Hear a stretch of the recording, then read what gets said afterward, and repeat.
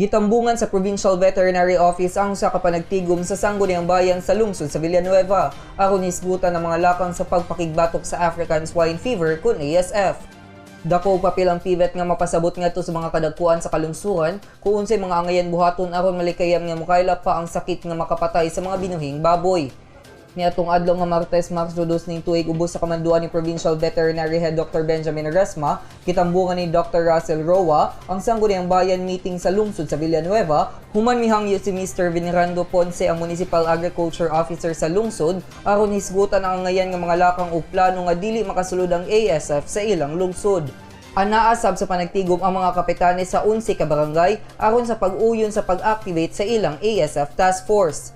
Taas man ang risgo nga dala sa maong sakit sa baboy lakip na ang epekto ni inin sa mga hog raisers o traders, ang kagamhanan sa probinsya ubos sa liderato ni Governor Bambi Imano pinaagi ni Dr. Benjamin Resma, hugot nga gipangandaman nga dili na mokayla pa ang maong sakit sa ubang parte sa probinsya. Panghinaot lamang ni ini ang pagtinabanga sa matag sektor sa katilingban, kay kini lamang ang bugtong solusyon nga makapatay nga sakit sa baboy atong malikayan. Kauban si Andy Pakamalan sa kamera, ako si Lambo Ray Mark Simania, alang sa limpyog matarong nga pang gobyerno, padayon Pilipino.